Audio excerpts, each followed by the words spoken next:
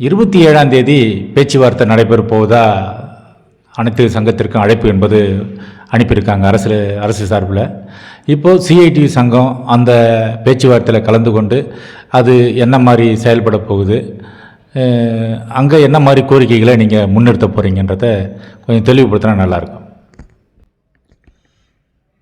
ஏற்கனவே 27ஆம் தேதி பேச்சுவார்த்தைக்கான அழைப்புதல்லாம் வந்திருக்குது.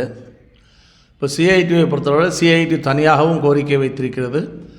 இது தவிர ஒரு 7 சங்கங்கள் சேர்ந்து ஒரு பொது கோரிக்கை என்பதும் வைத்திருக்கிறோம். பொதுவாக சிஐடியை பொறுத்தளவில் தொடர்ந்து அரசுக்கு வலியுறுத்தக்கூடிய விஷயம், அரசாங்கம் வரவுக்கும் செலவுக்குமான வித்தியாச தொகையை கொடுக்கணும். அது பொது கோரிக்கை. அதை பொதுவாக அரசாங்கத்திடம் தான் எழுப்ப முடியும்.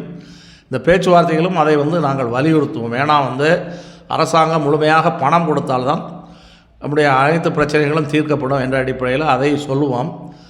அதோடு நாங்கள் முக்கியத்துவம் ஒவ்வொரு பேச்சுவார்த்தையிலும் சிஐடியை பொறுத்தளவில் சில கோரிக்கைகளை இலக்காக வைத்து சில பிரச்சனைகளை முடிக்க வேண்டும் என்ற அடிப்படையில் தொடர்ந்து முயற்சி பண்ணிக்கிட்டு இருக்கோம். ஒவ்வொரு ஊதிய ஒப்பந்தங்களிலும் ஒரு இலக்கை தீர்மானிப்போம். அதுபோல் இந்த ஊதிய ஒப்பந்தத்தில் சிஐடியுடைய இலக்கை பொறுத்தளவில் ஒன்று, இந்த ஓய்வூதியம் சம்பந்தப்பட்ட பிரச்சனையில் இன்றைக்கு பல்வேறு குளறுபடிகளை அரசாங்கம் செய்து கொண்டிருக்கிறது. குறிப்பாக கடந்த 8 ஆண்டுகளுக்கு மேலாக ஓய்வு பெற்ற ஊழியர்களுக்கு அகவிலைப்படி உயர்வு மறுக்கப்பட்டுள்ளது. ஓய்வு பெற்ற ஊழியர்களுக்கு மருத்துவ காப்பீடு என்பது இல்லை. அதே போல் ஒப்பந்தத்தின் பலன் ஓய்வூதியர்களுக்கு கிடைக்க வேண்டும். இது ஓய்வூதியத்தில் இருக்கக்கூடிய மிக முக்கியமான பிரச்சனை. இப்படி பல்வேறு நீதிமன்ற தீர்ப்புகளும் வந்திருக்கிறது. எனவே ஓய்வூதியர்களுடைய அகவிலைப்படி உயர்வு, ஓய்வூதியத்தை முறைப்படுத்துவது, மருத்துவ காப்பீடு என்பதை பிரதானமாக நாம் வலியுறுத்தி இந்த பேச்சுவார்த்தையை நடத்துவோம். அதே போல் கடந்த 20 ஆண்டுகளாக தமிழ்நாட்டில் எந்த ஓய்வூதியமும் இல்லை. எனவே எல்லோருக்கும் ஓய்வூதியம் என்ற கோரிக்கையையும் வலியுறுத்துவோம். இந்த அகவிலைப்படி உயர்வு, எல்லோருக்கும் மருத்துவ காப்பீடு, எல்லோருக்குமான ஓய்வூதியம் என்ற இந்த கோரிக்கைக்காக பெரிய அளவு அரசாங்கத்தை நிர்பந்திக்கக்கூடிய பணிகளை நாங்கள் ஊதிய ஒப்பந்தத்தின் போது செய்வோம். இதற்கு மேலே ஊதியத்தை பொறுத்தளவில் ஏற்கனவே கடந்த அதிமுக ஆட்சி காலத்தில் ஊதிய உயர்விலே பிரச்சனை ஏற்பட்டு 8 நாள் வேலை நிறுத்தமெல்லாம் நடந்தது. அதற்கு பிறகு போன்ற ஊதிய ஒப்பந்தத்திலே பே மேட்ரிக்ஸ் என்பது கிடைச்சிருக்குது. இப்போ அமைச்சரை பொறுத்தளவில் அமைச்சர் பேசக்கூடிய இடங்களெல்லாம் நாங்கள் அதிகமாக சம்பளம் கொடுத்து விட்டோம் என்ற அடிப்படையில் பேசி கொண்டிருக்கிறார். அந்த கருத்தில் எங்களுக்கு உடன்பாடு கிடையாது. இன்றைக்கு தமிழ்நாட்டில் இருக்கக்கூடிய மற்ற பொதுத்துறைகள், அது அரசு துறையாக இருக்கட்டும், அதே போல் மின்வாரியம், இதோடு ஒப்பிடும் பொழுது போக்குவரத்து ஊழியர்கள் இன்னும் குறைவான சம்பளம் தான் வாங்குகிறார்கள். இங்கே இருக்கக்கூடிய ஒரு ஓட்டுநருக்கு மாநகராட்சியில் குப்பை லாரியை ஓட்டக்கூடிய ஓட்டுநர் பெறக்கூடிய சம்பளம் கூட இல்லை என்பதுதான் நாங்கள் கடந்த ஒப்பந்த பேச்சுவார்த்தையிலும் சொன்னோம். அந்த நிலைமை தொடர்ந்து நீடிக்குது. சம்பளம் கொடுக்கக்கூடிய மெத்தடில் பே மேட்ரிக்ஸ் வேணால் சரியாக இருக்கோ தவிர இன்னும் அடிப்படை சம்பளம் என்ற விஷயங்களில் பிரச்சனை என்பது இருக்கிறது. அதே மாதிரி நிறையா பே அனாமலி இருக்கிறது. இந்த பே அனாமலியெல்லாம் கரெக்ட் பண்ணி சம்பளத்தை முறைப்படுத்த வேண்டும்.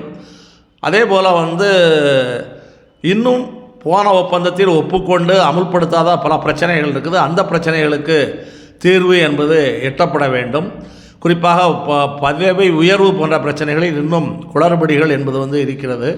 அதை சரி செய்ய வேண்டும்.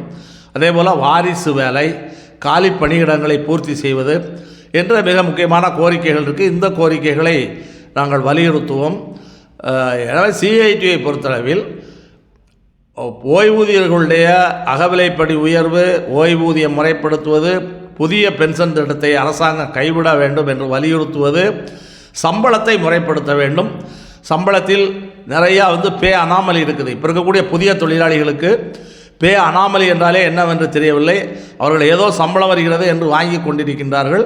அதில் நிறையா குளறுபடிகள் என்பது இருக்கின்றது. அந்த குளறுபடிகளை எல்லாம் நாங்கள் சரி செய்ய வேண்டும் என்ற அடிப்படையில் இந்த ஊதிய பேச்சுவார்த்தையில் பிரதானமாக வலியுறுத்தப் போகிறோம். இது அதே போல் பணி ஓய்வு பெற்றவர்களுக்கு ஓய்வு கால பலன்கள் உடனடியாக கொடுப்பது என்பது கிடையாது.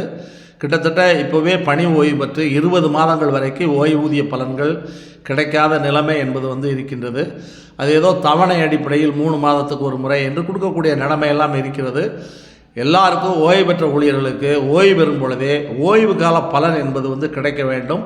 ஏன்னா இந்த பலனை வைத்து பெரும்பகுதியான தொழிலாளர்கள் தங்களுடைய ஓய்வு காலத்தை ஸ்திரப்படுத்திக் கொள்வதற்கான முயற்சிகளை எல்லாம் செய்ய வேண்டியது இருக்கிறது. இதில் வந்து ஓய்வு பலனை உடனடியாக கொடுக்கணும். இப்போ இருக்கிறத செட்டில் பண்ணோம். வரக்கூடிய காலத்தில் ஓய்வு பெறும் பொழுதே ஓய்வு கால பலன்கள் கொடுப்பதற்கான உத்தரவாதத்தையும் அரசாங்கம் செய்ய வேண்டும். இதுவும் பேச்சுவார்த்தையில் மிக முக்கியமான கோரிக்கை. அனைத்து தொழிற்சங்கங்களும் ஒத்துழைப்பு என்பது வந்து கொடுக்க வேண்டும். தொழிற்சங்கங்கள் ஏற்கனவே பொதுவாக வைத்த கோரிக்கை என்பது ஒரு பக்கம் இருக்கிறது. இன்னொரு புறத்திலே அரசாங்கம் வைத்த கோரிக்கைகளிலே ஒரு முறையான முடிவு எடுக்கணும். இந்த பேச்சுவார்த்தையை வந்து அவங்க வந்து ஒரு ஏதோ பேரளவுக்கான பேச்சுவார்த்தையாக நடத்தக்கூடாது. அமைச்சருக்கும் சரி, இல்லாவிட்டாலும் அரசாங்கத்துக்கு எங்களுடைய வேண்டுகோள் என்னென்னா, பேச்சுவார்த்தைங்கிறது வந்து முழுசாக நடக்கணும். பேச்சுவார்த்தை வந்து பேரளவிற்கான பேச்சுவார்த்தையாக இருக்கக்கூடாது. கடந்த கால பேச்சுவார்த்தைகளெல்லாம் 10 நாட்கள் 12 நாட்கள் வரைக்கும் நடந்துச்சு. எனவே பேச்சுவார்த்தை முறையாக நடக்கணும். ஏற்கனவே இந்த ஊதிய ஒப்பந்தம் கிட்டத்தட்ட 1 வருடத்திற்கு மேலே ஆகிப்போச்சு. ஏற்கனவே 3 ஆண்டு ஒப்பந்தம் 4 ஆண்டு ஒப்பந்தமாக மாற்றப்பட்டது. இப்போ 4 ஆண்டு முடிந்தும் கூட கிட்டத்தட்ட 1.25 வருடம் ஆகிவிட்டது. அதனால் இதுக்கு பூரா முழுமையான நிலுவைத் தொகையை அரசாங்கம் கொடுக்க வேண்டும். பேச்சுவார்த்தையை திறந்த மனதோடு அரசாங்கம் நடத்த வேண்டும்.